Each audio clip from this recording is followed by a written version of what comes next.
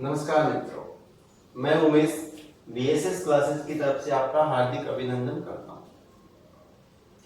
आज अपन जिस विषय पर चर्चा करने जा रहे हैं वो आपके हिंदी का प्रकरण है संधि। संधि जो कि आपके व्याकरण का एक प्रकरण है, उसको अपन आज पढ़ने जा रहे हैं। बात करते हैं बच्चों संधि की।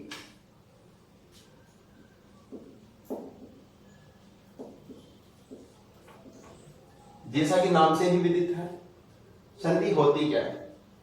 देखो बच्चों, संधि दो शब्दों से मिलकर बनी होती है, सम और धी से।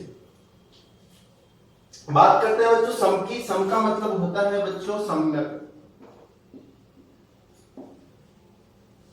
और धी का मतलब होता है ज्ञान या जानकारी।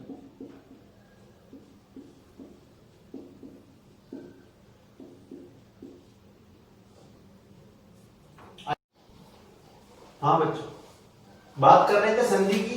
संधि दो शब्दों से मिलकर बना होता है, सम और धी। सम का मतलब मैंने बताया बच्चों सम्यक होता है, धी का मतलब होता है ज्ञान। बात करते हैं बच्चों संधि की। संधि का देखो शाब्दिक अर्थ होता है मेल या मिलाप करना। क्या बच्चों? मेल या मिलाप करना, या एक तरह से अपन कह सकते हैं कि समझौता करना। ठीक है, बात करते हैं संधि की आगे। तो बच्चों सबसे जो महत्वपूर्ण बात है यह है कि संधि वर्णों पर आधारित होती है। क्या बच्चों? संधि किस पर आधारित होती है? वर्णों पर आधारित होती है। बात करते हैं अपन संधि की परिभाषा की।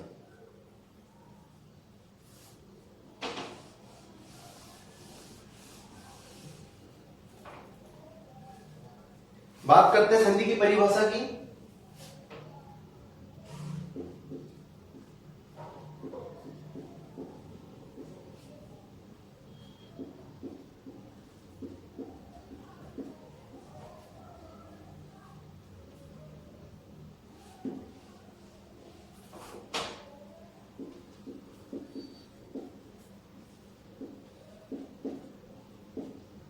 दो वर्णों के परस्पर योग से, दो वर्णों के परस्पर योग से जो विकार उत्पन्न होता है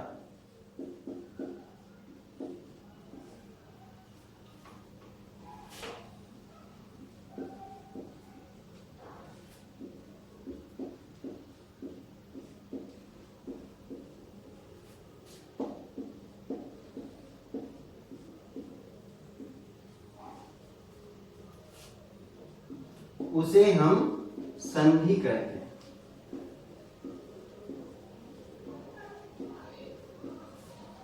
आइए दोस्तों, इसका मतलब समझते हैं। दो वर्णों के परस्पर योग से जो विकार उत्पन्न होता है उसे हम क्या कहते हैं बच्चों? संधि कहते हैं। विकार यानी कि आप इसकी बात करें विकार की, तो विकार अपन परिवर्तन भी बोल सकते हैं। यानी कि दो वर्णों के आपस में मिलने पर जो परिवर्तन, विकार उत्पन्न होता है, तो उसे हम बच्चों क्या कहते हैं? उसे हम बच्चों संधि कहते हैं। बात करते हैं आगे संधि की। संधि के प्रकार कितने होते हैं, संधि कितने प्रकार की होती है और कौन कौन सी होती है, उस विषय में अपन चर्चा करेंगे। आप ये परिभाषा लिख लीजिए। आगे बात करते हैं बच्चों संधि के प्रकारों की बात करते हैं।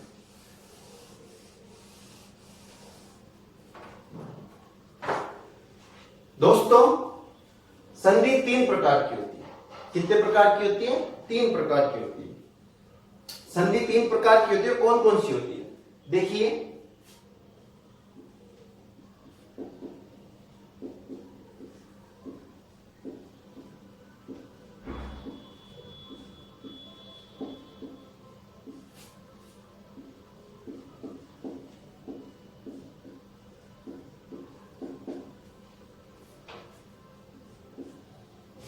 संधि के तीन भेद होते हैं। कितने भेद होते हैं बच्चों? संधि के तीन भेद होते हैं। बात करते हैं पहला प्रकार, जिसको अपन बोलते हैं स्वर संधि। दूसरा प्रकार होता है व्यंजन संधि। और तीसरा प्रकार होता है इसका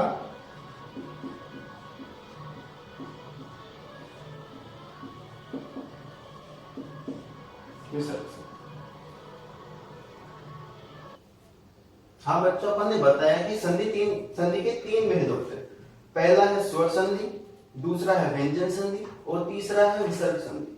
तो बच्चों, इनको अपन शुरू करने से पहले मैं आपको कुछ दो पॉइंट बताना चाहता हूं जो कि संधि के लिए अति महत्वपूर्ण है। बात करते हैं उन धातुवी बिंदुओं की। इसमें पहला पॉइंट है बच्चों, इसमें पहला पॉइंट है कि संधि कार्य करते समय हम अपन को किन किन चीजों की जानकारी होनी चाहिए या फिर क्या चीजें अपन को ध्यान रखनी चाहिए। तो पहला पॉइंट है कि जो शब्द है, शब्द का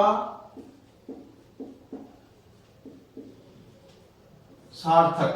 क्या बच्चों? शब्द का सार्थक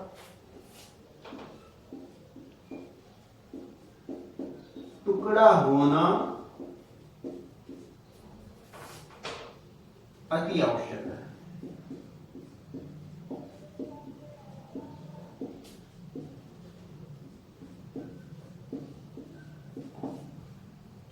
पहला तथ्य है बच्चों, शब्द का जो सार्थक टुकड़ा है वो होना क्या है? अति आवश्यक है। बात करते हैं अपन दूसरे पॉइंट की।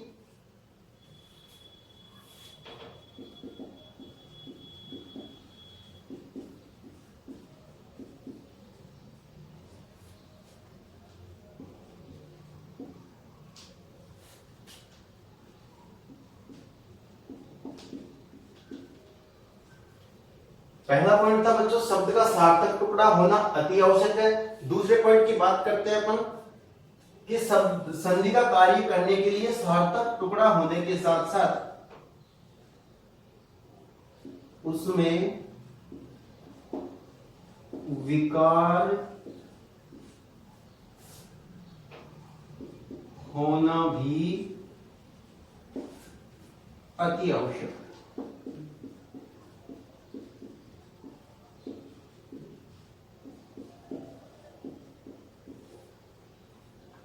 आई बात समझ बच्चों? देखिए तो मैं समझा देता हूं।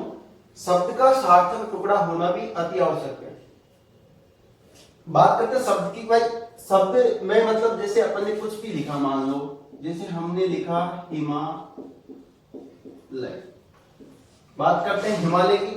तो हिमालय का अपन जब इनके टुकड़े करते हैं तो इसका हो जाता है हिम धन आलय। अब देखिए मैंने कहा कि शब्द का सार्थक टुकड़ा होना भी अति आवश्यक है। देखिए इसका अपन ने टुकड़े किए तो हिम का मतलब होता है बच्चों बर्फ। हिम का मतलब क्या होता है? बर्फ होता है। आले का मतलब होता है घर। आले का मतलब क्या होता है? घर। यानी कि बर्फ का जो घर है, बर्फ का जो घर है वो क्या है? अपना हिमालय। आई बात समझ में? अपन ने बोला था कि शब्द का सार्थक टुकड़ा होना अति आवश्यक है। यहां देखिए अपन ने टुकड़े किए हिम धन आले। हिम का मतलब हो गया बर्फ और आले का मतलब हो गया घर। तो सार्थक टुकड़ा हुआ बच्चों। बात करते हैं अगले पॉइंट की कि संधि कार्य करने के लिए उसमें विकार होना भी जरूरी है। देखिए हमने टुकड़े किए हिम, एक किया आले। यहां देखिए मैं, यहां है आ, इसमें छुपा हुआ है अ, इसमें छुपा हुआ है आ। दोनों मिलकर क्या हो गया बच्चों? आ। यानी कि इसकी जगह अपने क्या हो गया? आ। तो विकार भी हुआ। ये दो तथ्य थे जो आपको ध्यान रखने हैं। बात करते हैं इसके प्रकार की। और पहला प्रकार अपन पढ़ेंगे बच्चों स्वर संधि। आप इसका एक बार स्क्रीनशॉट लें। हाँ बच्चों, बात चल रही थी संधि के प्रकारों की, जिसमें अपन ने 3 प्रकार पढ़े थे, स्वर संधि, व्यंजन संधि और विसर्ग संधि। तो बात करते हैं सबसे पहला जो भाग था स्वर संधि। स्वर संधि होती क्या है? परिभाषा देखिए, दो स्वरों के मेल से जो विकार उत्पन्न होता है उसे अपन क्या कहेंगे? स्वर संधि। आई बात समझ में बच्चों? वापस से देखिए, दो स्वरों के मेल से जो विकार उत्पन्न होता है उसे अपन बच्चों कहेंगे स्वर संधि। अब बात करते हैं कि स्वर संधि के भेद कितने होते हैं, स्वर संधि कितने प्रकार की होती है, आइए देखते हैं।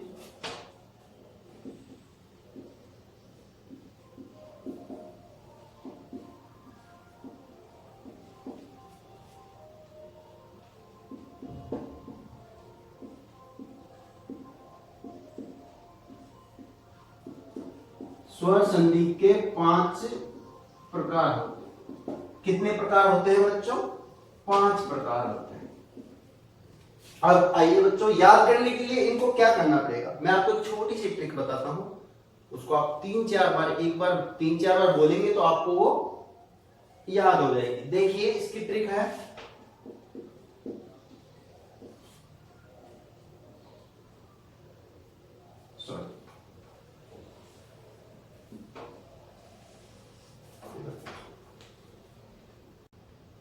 हाँ बच्चों, बात कर रहे थे स्वर संधि।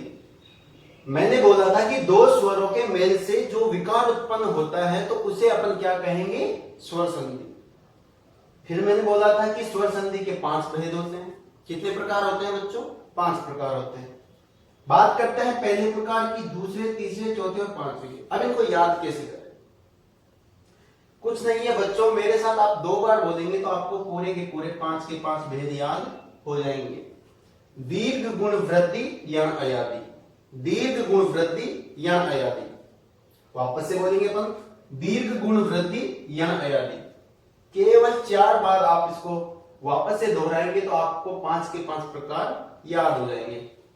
दीर्घ गुण वृद्धि यण अयादि, दीर्घ गुण वृद्धि यण अयादि।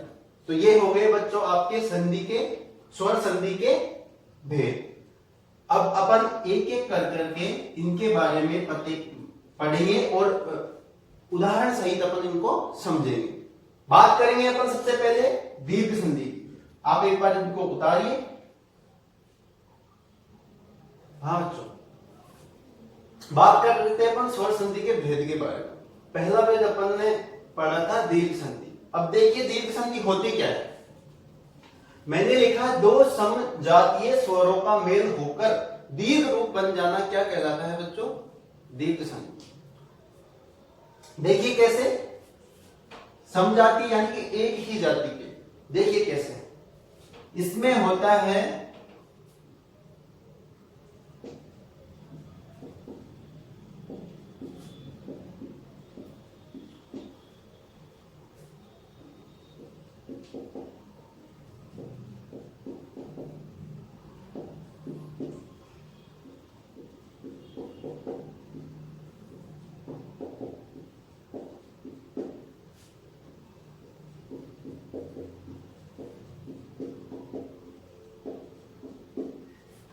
देखिए मैंने आपको बताया कि दो समजातीय स्वरों का मेल होकर के दीर्घ रूप बन जाना यानी कि बड़ा रूप बन जाना क्या कहलाता है बच्चों? दीर्घ संधि। अब यहां देखिए मैंने बताया था कि दो समजातीय स्वर। अब यहां देखिए ए और ए, दो समजातीय स्वर है, बन क्या रहा है? आ, यानी कि इसका दीर्घ रूप बन रहा है। तो यही क्या कहलाएगी? अपनी दीर्घ संधि। बात करते हैं आगे।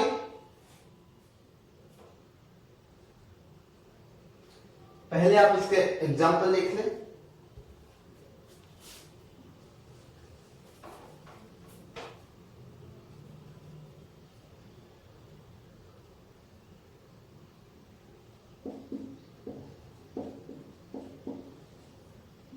बात करते हैं अपन हिमालय की। देखिए इसका हो जाएगा बच्चों हिमधन आले। क्या हो जाएगा? हिमधन आले। अब एक बात बताइए, यहां पे जो ये मैं है उसमें छुपा हुआ है अ। क्या छुपा हुआ है? अ। और एक यहां अपन ने देखा कि यहां पे आ में क्या छुपा हुआ है? आ। ठीक है। अब देखिए मैंने बोला था कि दो समजातीय स्वरों का मेल होकर के दीर्घ रूप बन जाना। ए प्लस आ बराबर क्या बन रहा है बच्चों?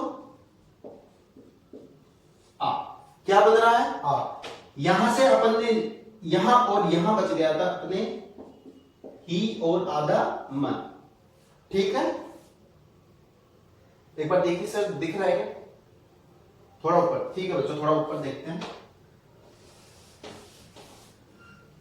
मैंने बताया आपको कि इनके स्थान पर क्या बन गया? आ।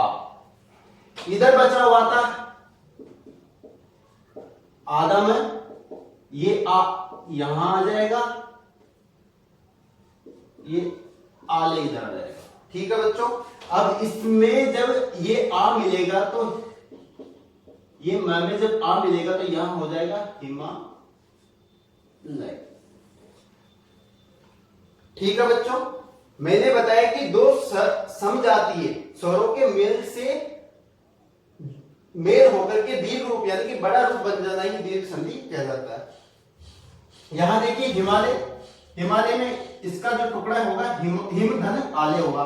यहां से ए निकलेगा, यहां से आ निकलेगा, बन क्या जाएगा?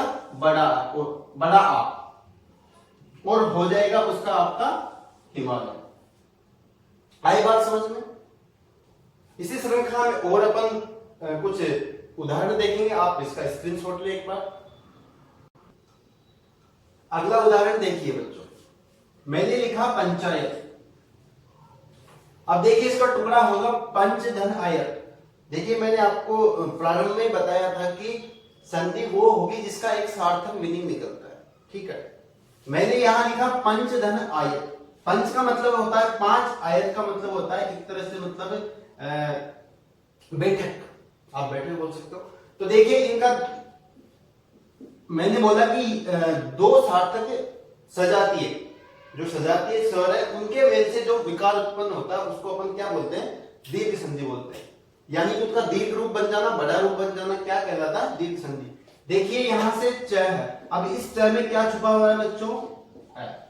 ठीक है, यहां है आ। मैंने बताया था कि ए और आ मिलकर के क्या बन रहा था? आ, यानी कि इसका दीर्घ रूप बन रहा था। यहां से निकल के आया पंच, च में आया, यहां निकल गया, आ यहां हो गया, और ये बचा हुआ था ये इधर। अब इन तीनों को अपन मिला देंगे तो क्या हो जाएगा? ये इसमें मिल जाएगा और इसका रूप बन जाएगा आपकी दीर्घ संधि का सजातीय वर्णों पे। अभी और इसमें थोड़ा बाकी है, आप इसको स्क्रीनशॉट लें। हाँ बच्चों, आगे बात करते हैं दीर्घ संधि में। अपन ने बोला था कि समजातीय स्वरों का मेल होकर के दीर्घ रूप बन जाना ही क्या कहलाता है? दीर्घ संधि। अब इसमें देखिए समजातीय स्वर ई और ई मिलकर के क्या बनेगा? बड़ा ई। बड़ा ई और छोटा ई मिलकर के क्या बनेगा? बड़ा ई। छोटा ई और बड़ा ई मिलकर के बनेगा बड़ा ई। बड़ी ई और बड़ी ई मिलकर के बन जाएगा बड़ा ई। ठीक है बच्चों, इसका उदाहरण देखिए। मैंने लिखा कविश। क्या लिखा? कविश, और इसका मैंने टुकड़ा किया कवि धन ईश। ठीक है, इस व में छिपा हुआ है छोटा ई, इधर छिपा हुआ इधर है बड़ा ई। मैंने बोला था दो समजातीय स्वर जब मिलकर के दीर्घ रूप ले लेते हैं तो वो क्या कहलाती है? दीर्घ संधि। देखिए ये और ये मिलकर के हो गई बड़ी, इधर कौ है, ये ई यहां है और ये स बचा हुआ। ठीक है, ये जब ई मिलेगा व में तो ये ले लेगा रूप कविश। आई बात समझ में? वापस से देखिए कविश, इसका मैंने टुकड़ा किया कवि धन ईश। इस व में छिपा हुआ है छोटा ई और ये यहां पे है बड़ा ई। ठीक है, मैंने बोला दोनों सजातीय स्वर मिलकर के ले लेते हैं दीर्घ रूप। ठीक है, ये क और कौ मतलब आधा व इधर रह जाता है, ई यहां है और स। जब इन तीनों को अपन मिलाएंगे तो ये बन जाएगा अपना कविश। आई बात समझ में बच्चों? ऐसे ही बात करते हैं इधर। मैंने बताया छोटा ऊ और छोटा ऊ मिलकर के क्या रूप ले लेगा? बड़ा ऊ। बड़ा ऊ और छोटा ऊ मिलकर के क्या रूप लेगा? बड़ा ऊ। छोटा ऊ और बड़ा ऊ मिलकर के दीर्घ रूप लेगा ऊ। बड़ा ऊ और बड़ा ऊ मिलकर के क्या बन जाएगा बच्चों? बड़ा ऊ। अब ये देखिए, मैंने यहां पे लिखा भूर्जा, क्या लिखा? और मैंने इसका टुकड़ा किया भूधन ऊर्जा। अब देखिए, इस भ में छुपा हुआ है बड़ा ऊ। इधर देखिए बड़ा ऊ। मैंने बोला था जब दो समजातीय स्वर मिलकर के दीर्घ रूप ले लेते हैं। ये देखिए बड़ा ऊ मिलकर के क्या बन जाएगा? बड़ा ऊ। यहां बच गया भ और इधर बच गया ज। इन तीनों को जब अपन मिला देंगे तो ये बन जाएगा, और यही अपनी क्या थी? दीर्घ संधि। तो बच्चों, दीर्घ संधि यहां पे समाप्त होती है। इसके और जो उदाहरण है वो आपके पाठ्य पुस्तक में दिए हुए हैं। आप एक बार उनको देखिएगा और खुद से उनको हल करने की कोशिश कीजिएगा। आशा करता हूं आपको ये दीर्घ संधि जो संधि प्रकरण अपने चालू किया है ये आपको समझ में आया होगा और दीर्घ संधि आपको बिल्कुल समझ में आ गई होगी। अगले वीडियो में अपन पढ़ेंगे जो स्वर संधि के अगले भाग है वो अपन अगले वीडियो में पढ़ेंगे। आज के लिए इतना ही, धन्यवाद।